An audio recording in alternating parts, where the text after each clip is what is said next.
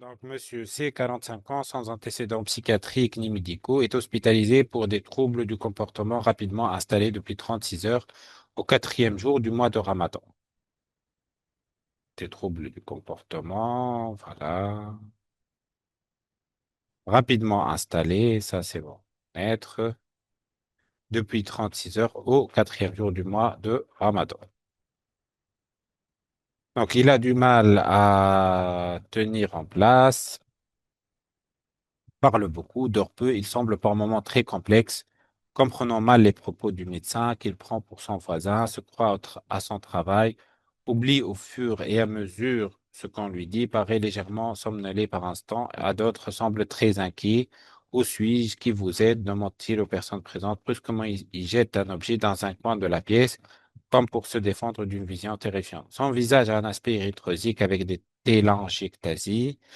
Il a une marche déséquilibrée et un tremblement fin distal avec une fièvre à 38,5 degrés et des signes de déshydratation, soif, langue sèche, ébauche de plis cutanés. Parmi les symptômes suivants, quel est celui ou quels sont ceux qu'on retrouve dans cette observation? Onirisme. Oui, bien sûr, on trouve l'onirisme. Voilà, onirisme, ça c'est une réponse juste. Voilà, et on voit ça donc, voilà, brusquement, il jette un objet dans un coin de la pièce, comme pour se défendre d'une vision terrifiante. Ça, c'est l'onirisme. Donc, c'est un délire vécu et agi, il jette une pièce, etc. Donc, voilà, avec une participation. Fausse reconnaissance, oui, bien sûr, ça, il y a, voilà, le médecin qu'il prend pour ce voisin, ça, c'est la fausse reconnaissance. Donc, voilà, fausse reconnaissance. Délire interprétatif, non, c'est faux, il n'y a pas de délire interprétatif. Automatisme mental, on n'a pas d'automatisme mental. Et désorientation temporo-spatiale, euh, oui, désorientation temporo-spatiale, oui, donc se croit à son travail, il est ce qu'il est, désorienté dans le temps et dans l'espace. Normal, donc se croit à son travail, c'est-à-dire il se trouve, donc voilà, au fur et à mesure que vous êtes demandé, parce que moi, j'étais ancien, et voilà. Donc, je pense que voilà, ça c'est une réponse, voilà, ça c'est une réponse juste également. A, A, B, E. Quel diagnostic évoqué en priorité? Bouffée délirante aiguë. Oh, il a 4 ans.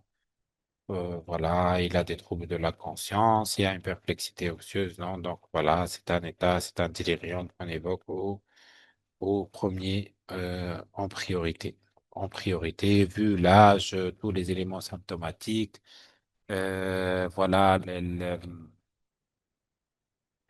le fait que les symptômes, qu'il y a une fluctuation des symptômes, qu'il y ait une désorientation temporospatiale, comme on a dit, qu'il y ait une perplexité osseuse, ça, perplexité anxieuse, tout ça, c'est une faveur d'un délirium. L'âge également. Parmi ces étiologies, quelle est celle à évoquer en premier lieu? Délirium trimas, ivresse aiguë, névrose hystérique, hématome suddural, déshydratation provoquée par le jeûne. Donc voilà, donc on a vu que c'était au quatrième mois du Ramadan, mais on a vu aussi, il y a des signes d'alcoolisme chronique, à savoir, voilà, donc le visage a un aspect érythrosique avec des télangiectasies, il a une marche déséquilibrée et un tremblement fin distal avec une fièvre à 38,5. Tout ça va nous faire croire que donc il faut évoquer en premier lieu, je pense, un délirium très mince, donc il y a des signes d'imprégnation alcoolique. On est au quatrième jour du mois de Ramadan. Il y a un syndrome confusionnel, donc il faut la cause la plus probable et la plus urgente, c'est le délirium très mince, bien entendu.